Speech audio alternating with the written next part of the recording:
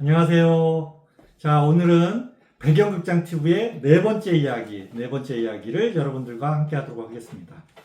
이제 네 번째 이야기는 뭘로 또 할까, 여러분들과 어떻게 공유할까 고민하다가 또 제가 제일 좋아하는 거, 여러분들도 아마 정말 좋아하실 겁니다. 여행에 대한 이야기를 해보고자 합니다. 여행. 여러분들, 여행 얘기만 들어도 설레고 그러죠? 여행, 저도 너무 좋아하는데요. 제가 세 번째 이야기에서 말씀드렸지만, 제가 이제 대학을 졸업하고 증권회사에서 한 20년 정도 근무를 하고요.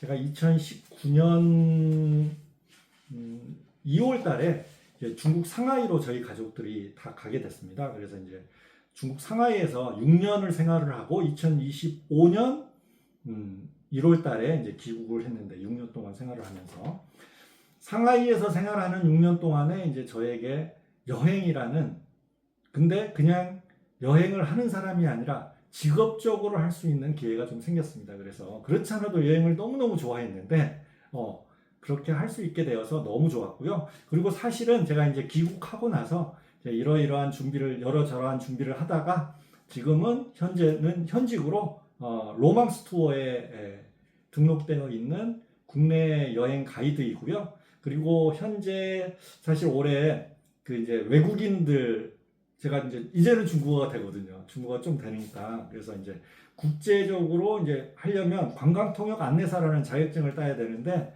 제가 1차 필기에 합격하고 지금 2차 면접도 봤고요. 결과는 12월 17일 날 나오는데요. 저도 긴장됩니다.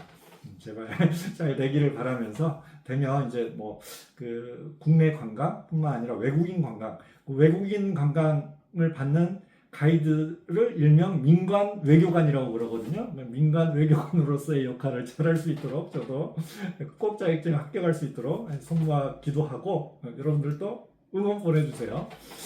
자, 그래서 이제 여행에 대해서 얘기를 드릴 건데, 제가 그냥 제가 했던 여행 한번 이렇게 올릴 거거든요. 여러분들 그냥 제가 했던 여행 아이디어 한번 들으시면서 나도 저런 여행 한번 해보고 싶다 하시는 분들 한번 해보시라고, 제가 기억에 남고 아주 추억에 남고 좋은 여행들 이렇게 말씀드리도록 하겠습니다. 제가 중국에 이제 도착해서 6년 동안 살 건데, 제가 사실 미국에서도 좀 있어 봤거든요. 이렇게 큰 나라를 가게 되면 어떤 게 되냐면요, 여름에 우리나라 정말 덥잖아요. 우리나라는 끝에서 끝까지 다 덥잖아요. 근데 이렇게 큰 나라를 가면 더울 때 시원한 곳이 있어요. 반대로 겨울에 추운데 따뜻한 곳이 있어요. 그래서 중국 상하이에서 6년 동안 살면서 와이프랑 저랑 둘이 약속을 했어요. 와이프가 상해한국학교 선생님이었어요. 선생님으로 발령이 나서 같이 가게 됐어요. 그래서 방학이 있잖아요. 그래서 여름방학 때는 우리가 시원한 곳에 가자.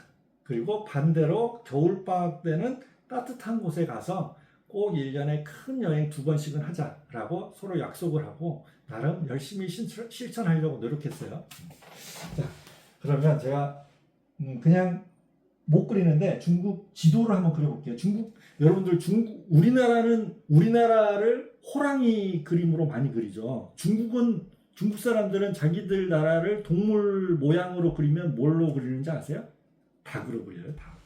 그냥 이쪽에 똥배에 삼성이 있고, 요렇게 있고, 요렇게 있고, 요렇게 있다고 그냥 이게 중국이라고 여러분들 생각해 주세요.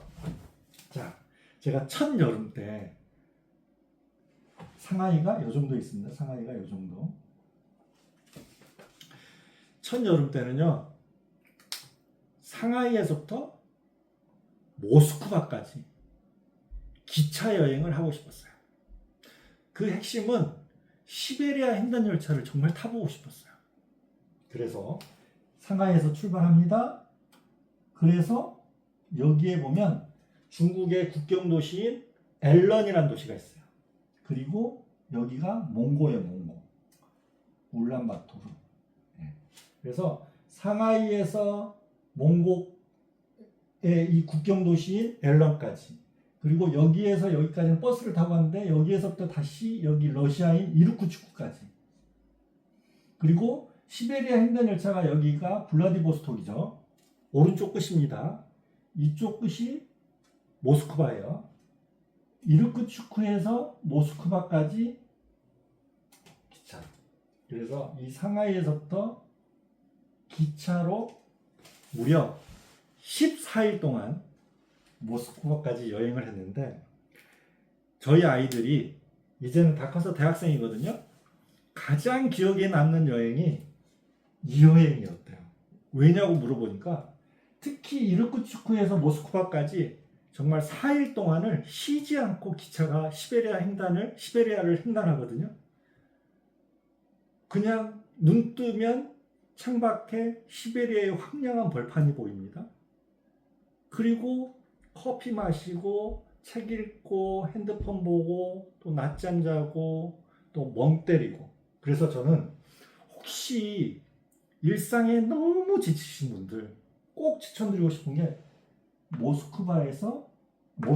블라디보스톡에서 모스크바까지 시베리아 횡단열차 타고 멍 때리기 7간 하기. 네, 너무 좋을 것 같아요. 그리고 나면 어느 순간에는 좀 깨달음이 있지 않을까요? 두 번째 여름은요, 제가 어디를 갔냐면, 여기 중국에 이 정도 가면 뭐가 있냐면 쿤밍이라는 도시가 있습니다. 윈난성. 그래서 쿤밍, 리장, 그리고 여기 위에 리장 밑에가 따리가 있어요.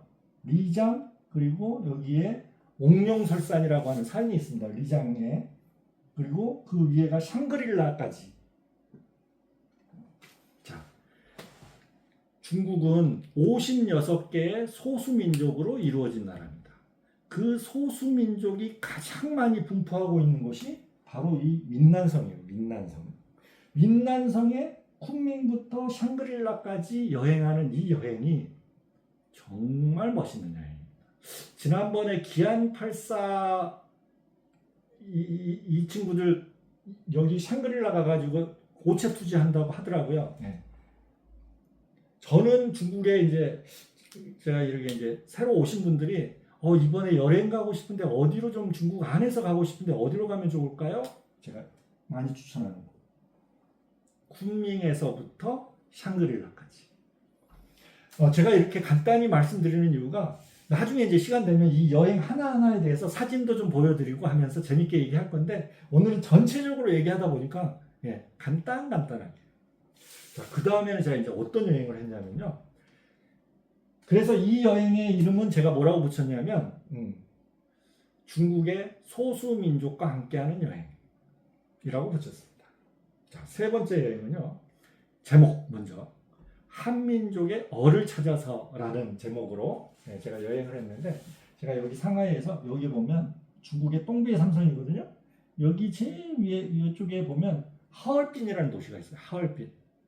하얼빈이라는 도시에서부터 내려왔어요. 왜?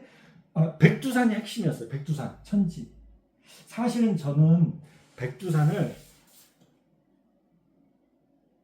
통일이 된 조국에서 우리나라 땅을 통해서 올라가고 싶었어요.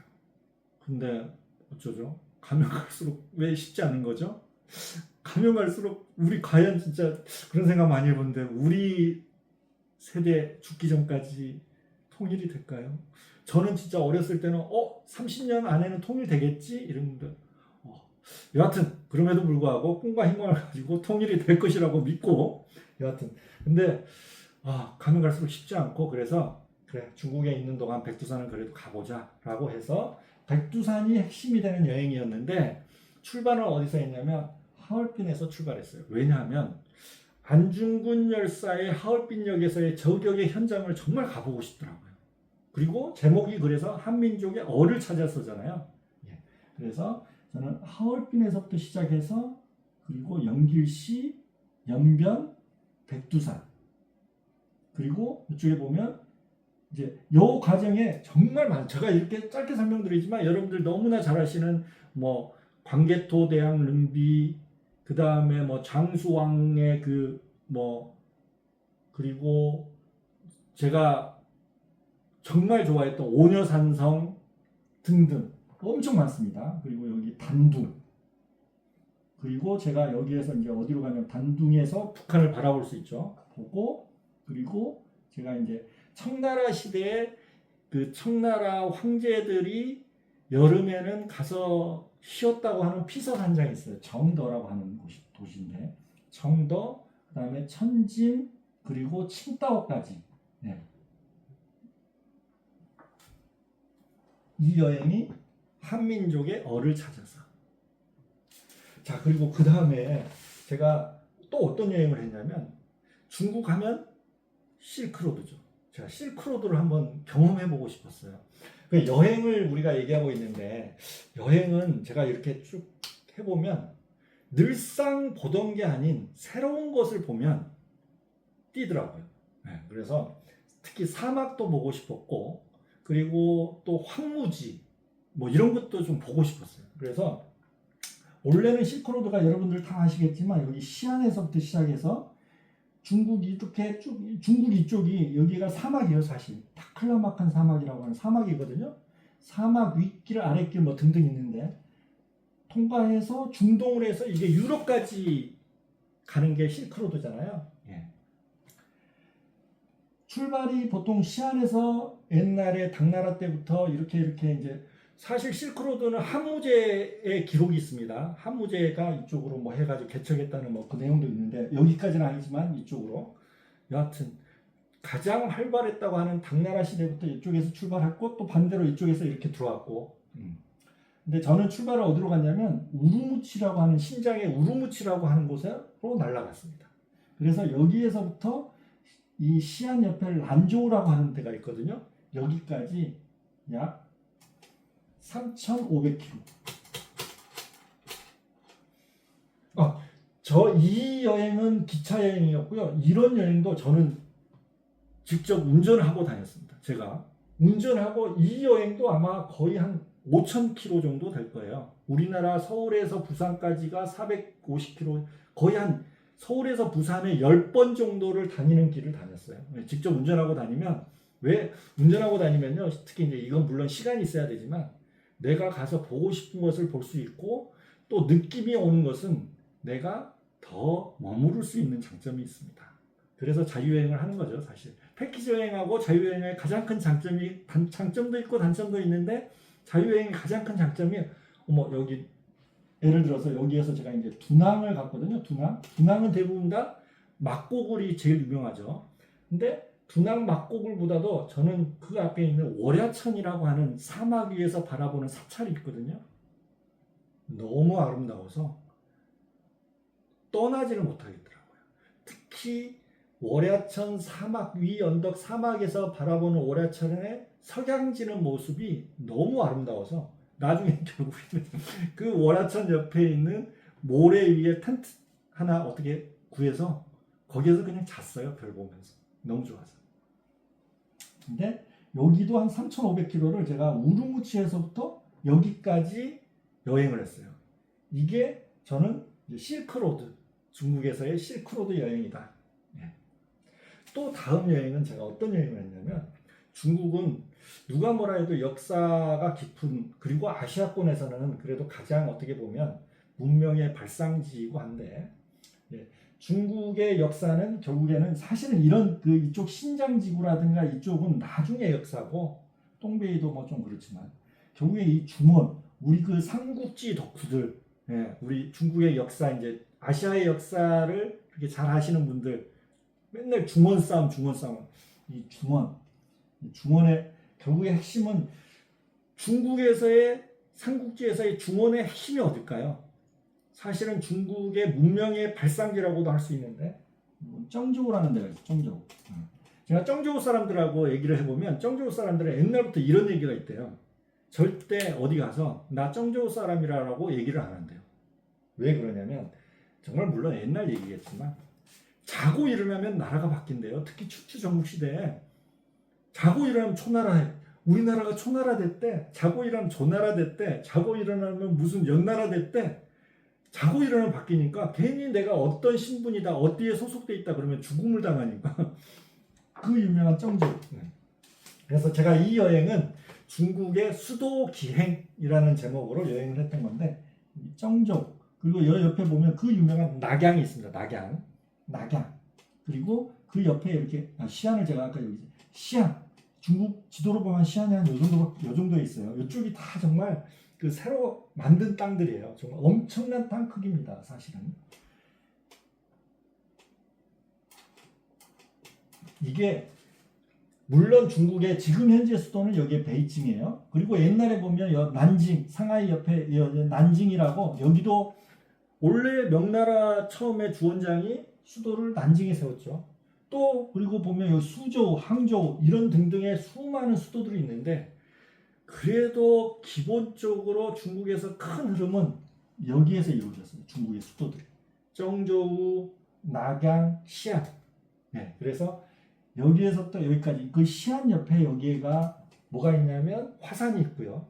그리고 요 낙양 요 근처에가 그 유명한 여러분들 소림사 있죠? 네, 숭산이 있고 중국의 유명한 산이 여기 화산, 숭산 여기 저 상해에서 한 5시간 정도 가면 여기가 황산이 있어요. 황산. 네. 그리고 여러분들 그 한국 사람들이 가보시면 중국 사람보다도 한국 사람이 더 많은 것 같다 하는 느낌이 드는 장각에 네. 그리고 그 유명한 계림, 네. 유명한 산들 많은데 여기 화산이 바로 여기 있습니다. 여기에 숭산이 있고요. 숭산 밑자락에 뭐가 있냐면 소림사가 있어요. 네. 그래서 제가 이 여행은 어떤 여행이냐면 중국의 수도를 찾아다니는 여행을 해봤습니다. 자, 그리고 그 다음에 이제 제가 재작년 사실은 저희 있는 동안에 코로나가 있어서 생각보다는 그렇게 더 가고 싶었는데 더 많이 다닐 수가 없었어요. 코로나가 끝나고 저희 이제 부모님이 오셨는데 저희 부모님이랑 같이 어떤 여행을 하면 좋을까라고 했다가 부모님은 이제 차를 오래 타시면 힘드시니까 이런 여행이 있었네 라는 여행을 했어요. 중국에는 큰 2개의 강이 흐릅니다. 하나는 황하강 위에서 흐르는 거, 하나는 장강이라고 해서 아래서 흐르는 게 있어요. 이 장강이 빠져나가는 곳이 상하이 바로 이쪽으로 해서 빠져나갑니다. 이 장강이 요 위쪽에서는 물론 이제 그 바로는 칭하이호 옆에 있는 그 이쪽인데 이제 저는 어디에서부터 시작했냐면 충칭이라는 도시로 날아갔습니다. 충칭. 그래서 충칭은 또 뭘로 유명한 이것도 나중에 이제 제가 아직은 못했는데 거의 대부분 가봤는데 듬성듬성 가봤는데 대한민국 임시정부를 따라서라는 여행도 한번 해보고 싶어요. 상하이, 그 다음에 짜싱, 항저우 그래서 이렇게 해가지고 마지막에 충칭까지 물론 이제 중국과 같이 움직인 부분도 있는데 마지막에 충칭까지 가서 우리나라 임시정부를 끝까지 지켜내고 그리고 해방을 맞이해서 그분들이 한국으로 돌아오셨죠. 조국으로 돌아오셨죠. 그 충칭에서부터 시작을 했습니다. 그래서 충칭에서부터 저희들이 충칭을 한 3일 정도를 돌아봤고요. 충칭이 정말 재밌는 도시예요. 가보시면 정말 특이한 게 이 장강 바로 옆에 있는 제가 호텔에 묵었거든요. 그 호텔이 한 20층짜리 호텔인데 1층으로 들어가는데 20층 옥상에서 옆으로 가면 그 옆에 건물의 1층이에요. 그만큼 이쪽 동네가 이렇습니다. 이래요. 그리고 느낌이 되게 생소하다. 어머 이거 뭐지? 이런 느낌이 들어요. 여행은 제가 아까 그런 거라고 그랬잖아요. 그래서 이 충칭에서 이제 한 3일 정도 여행을 하고 뭐를 드디어 타냐면 이 장강에 장강 크루즈라는 게 있습니다. 장강을 타고 쭉 여행하는 거예요. 그러면 여기 가다 보면 백제성이라는 데도 나오거든요. 그 삼국지 좋아하시는 분들 유비가 죽었다는 그 백제성 아시죠? 네. 그 백제성 그 다음에 중국 동전에 나오는 그 협곡이 있거든요. 여기에 그 유명한 여러분들 중국이 아니죠. 전 세계에서 가장 규모가 크다는 샨샤댐 있죠. 샨샤댐 바로 앞에 이창이라고 하는 곳이 있어요. 이창. 여기까지를 이 크루즈를 타고 3일에서 4일에 걸쳐서 쭉 내려오는 여행이 있어요. 그래서 여기까지 내려왔다. 그 바로 옆에가 이제 우한이라고 하는 도시가 있어요. 우한. 그래서 이제 우한이 뭘로 유명하죠, 여러분들? 코로나가 시작된 곳으로 유명하죠. 근데 사실은 우한의 인구가요 1000만이에요. 1000만. 중국은요 인구가 1000만인 도시가 뭐 그냥 널렸어요. 상하이 인구가 얼마일 것 같아요? 상하이 인구는 2,600만 명입니다. 근데 이 숫자도 사실은 정확하지 않아요. 네. 전 세계 기네스북에 올라가 있는 도시 충칭. 충칭의 인구는 3,200만. 전 세계에서 인구 가장 많은 도시 1위 충칭. 근데 충칭의 면적이요. 사실 우리나라 전체의 한 절반 되나? 엄청나게 큽니다. 사실은. 자, 그래서 이 우한에 가서 우한에서부터 상하이까지는 제가 어떻게 돌아왔냐면 중국은 땅이 크다 보니까 기차 중에 그 이제 고속철 까오티에도 있지만 침대 열차가 아주 발달돼 있어요. 그래서 오히려 밤 7시 정도에 타면 그 다음날 아침 7시에 상하이에 떨어지는 침대 열차 등이 있습니다. 네, 그러면 이것도 경험해 보면 되게 재밌어요. 그래서 이 장당을 따라서 함께하는 여행을 해봤고요. 그리고 이제 제가 들어오기 마지막 해에 제가 2025년 1월 달에 들어왔는데 2025년 정확하게 1월 제가 2일 날인가 3일 날 출발했어요. 여기 상해에서부터 이 중국의 이 해안선을 따라서 제가 운전을 하고 갔습니다. 그래서 마지막에 여기에 있는 홍콩, 마카오까지 여기를 자동차를 직접 운전해서 여행을 했죠. 여기에 보면 그 유명한 복건성, 요즘 여러분들 보니까 홈쇼핑에도 많이 나오더라고요. 샤머니 요 정도 있고요. 여기 이제 요 위에가 꽝조. 여기 요즘에는 그 심천, 그러니까 심천 바로 밑이 홍콩인데 심천에서 홍콩을 지하철 타고 갈 수도 있어요. 여기에서부터 여기까지. 이 외에도 많은 여행들을 했어요. 그래서 사실 하나하나가 너무너무 재밌는 여행들이 많고 여러분들에게 들려줄 얘기도 많은데 오늘은 간단하게나마 제가 이제 중국에서 했던 여행들을 설명을 드렸고 다음에는 이 여행 하나하나를 좀 이렇게 재밌게 사진도 보여드리고 동영상도 좀 보여드리고 하면서 설명을 드릴게요. 자, 그래서 제가 오늘 이렇게 여행에 대해서 설명을 드렸는데 그리고 또 지금 직업이 또 이제 가이드 일을 하고 있으니까 이런 얘기를 했는데 저는 여러분 여행이란 삶의 활력소인 것 같아요. 지치고 힘들고 할 때 가끔 한번 떠나면 또 이렇게 힘을 얻잖아요. 그래서 또 그 다음을 열심히 살아갈 수 있는 힘이 생기는 게 바로 이런 여행이라고 생각하거든요. 그래서 여러분들과 여행이란 주제를 가지고도 여러 가지 많은 얘기를 해보고 싶습니다. 여러분들 저에 대해서 궁금하신 거 또 질문하실 거 있으시면 댓글로 남겨주시면 제가 성실히 답변 드리도록 하겠습니다. 자, 여러분들 다음 또 5편에서는 어떤 얘기를 가지고 여러분들과 함께 만날지 자, 그래서 여러분들 빠른 시간 안에 다시 만날 것을 약속하면서 오늘은 여기까지 마치도록 하겠습니다. 여러분들 반갑습니다. 감사합니다.